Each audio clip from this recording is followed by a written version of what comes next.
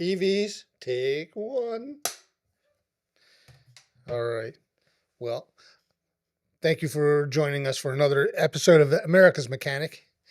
So, and I'm going to talk about EVs, and I'm going to tell you that I'm not a fan of EVs because I'm America's mechanic, not America's parts changer. And but the EVs are going to be the way that looks like it's going to be our future. So, I guess we should get ready for some of it. Thank God that we don't have the mandates anymore. A lot of people said that you know I I've always been against EVs. I'm not a big fan of them at all. Hybrids are okay, but some people talking to me about, we've been messaging back and forth on Facebook saying that, oh, okay, all of a sudden now that Elon Musk is doing things, you like Teslas. That's not true. I don't like EVs. I still don't like EVs. My plans are not never to have an EV. But once again, that is our future. So we should get ready for it. EVs seem to be picking up at a fast pace. The market has the market has increased about 40% in the last 10 years. Uh, there are a lot of different makes and models coming out of EVs. I'm going to tell you, 90% of them are still ugly. Uh, I'm definitely not a Cybertruck fan. Uh, but I used to draw those when I was a kid. yeah, no, that's what I said. That's what it was. It was like, yeah, you get drunk a little bit, you start designing cars. That's what you come up with. So, but yeah, the EVs. I mean, and they're only going to get better from here. Better, in other people's opinions. I mean, the battery technology is better, so I'm sure you're going to see the range increase. The big knock that I've ever had about EVs was the range. When Teslas first started getting prominent, I had a customer that had got a Y series, and they were taking it up to uh, upstate Pennsylvania. Got halfway there and realized there's no charging stations between here and Pennsylvania. So they they started having range anxiety because, but they did make it. They didn't have to get towed back. They turned back around and swapped and got their gas car. But now you're starting to see some uh, EVs with 350, 400-mile ranges, which is almost the same as most of your gas powered vehicles. Uh, there are a lot of factors that go into it. The range, you're going to have to be, watch out for temperature. When the temperature goes cold, just like every other battery in the world, uh, it starts losing charge, losing some of its life. So you're not going to get 350 miles out of it. You might get 250 miles out of it in a cold weather. And I'm talking about 40 degrees and below. Another thing that you see with them is uh, some of the vehicles. So, loads increase like trucks. Like you put a trailer on Ford F-150s had a big knock on their range and their sustainability with the loads and temperatures and stuff. So you might have a Ford, I'll say Ford Lightning because that was the most prominent Ford EV. They had a range of about 280 miles. So, but you put a trailer on there, you lose automatically 15%. You go into cold weather, you lose another 10%. You start going up a hill, you lose a lot. So, you can't go by that. There's a lot of variables in that. Now, with gas powered engines, you still get some of that, but it's very minimal. You might, you'll carry drag a trailer on a gas powered engine. You're gonna, you're gonna lose some miles per gallon. You're going to go up a hill. You're going to lose miles per gallon. You're going to run your air conditioning, miles per gallon. But it's nowhere near to the effect that you have with an EV. But they are working on it. They're getting better. I've noticed more and more charging stations around now. That was another big knock on them. They were very few and far between. I'm starting to see more and more stations getting built. So that's encouraging for the EV people. So it makes no matter to me. so, so I'm just giving you the information, bro. So so when you're looking for if you really want an EV and you're going to go shopping for them, I got a list here of some of the higher rated ones. Again, they're done by Car and Driver. Take it for what it's worth.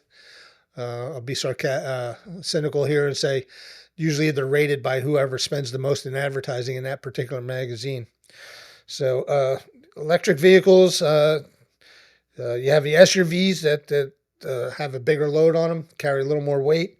You're not going to get the range. You can always shop them. I mean, shop the range, do some research on them. Don't call me for them because I'm going to tell you no. I'm kidding. You can call me for any kind of question you have with a car. So, yeah, expect the truth whether you like it or not. So, yeah, look at the range, shop the range, braking, regenerative braking. They've come up with that new system, which they didn't have before. Now they're having the braking actually converting the stopping power into charging power. So somehow they figured out to make a generator out of that. So that's encouraging. That's encouraging for the range.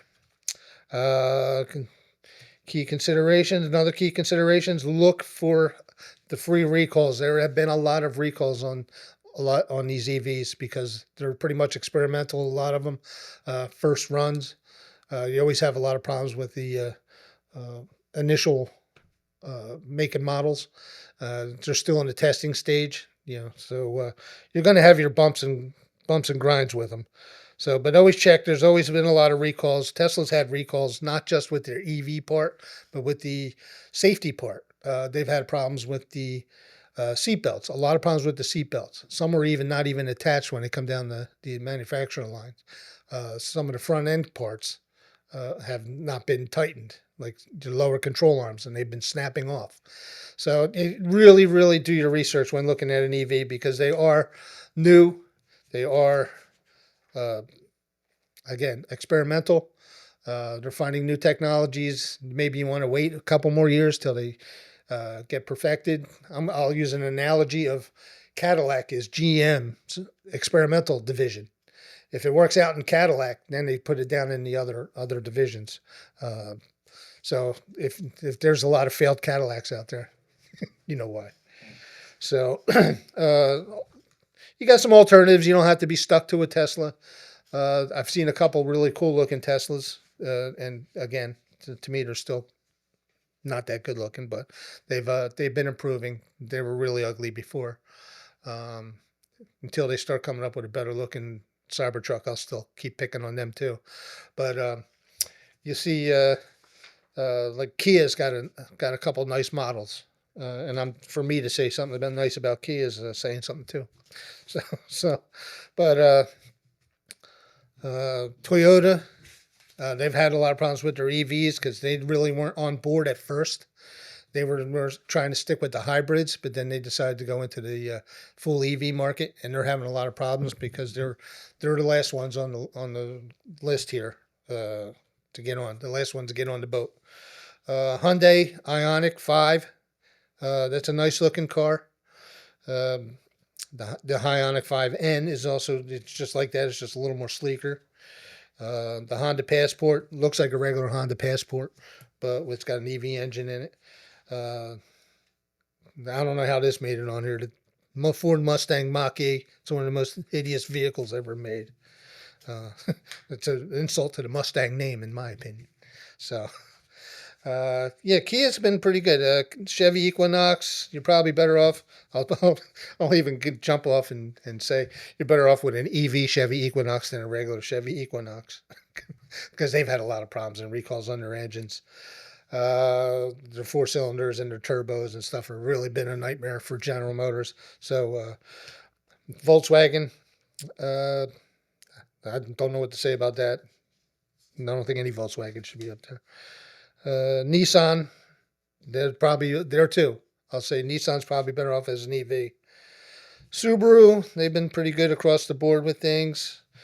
Yeah, I wouldn't buy an EV Mini.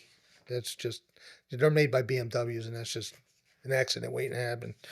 So, but yeah, keep in mind, EVs are going to be the future, like I said a number of times, and stay informed. Again, you can always call me. I'll give you the right information, whether you like it or not. But yeah, so I don't know what it's going to mean for the automotive business, the repair business, because right now a lot of them have to go back to the dealers and they're covered under warranties, so they're going to be going back to the dealers for a few more years at least before we start seeing them on a mainstream thing. I will say I had a couple Teslas in. I haven't actually done some work on them, but Tesla, above all, has been good about giving us information, aftermarket information, and flow charts and how to work on and instructions on how to work on the vehicles, where the other ones are really withholding a lot of that stuff, so we can't get into them. They want to keep it proprietary. But yep, so EVs are going to be the way to go, and I'm not on board. So, but again, if you have any questions, just give me a call over at Fletcher's Garage, 215-295-4931, and my phone is electric, so I will answer. So everybody have a good day. Peace.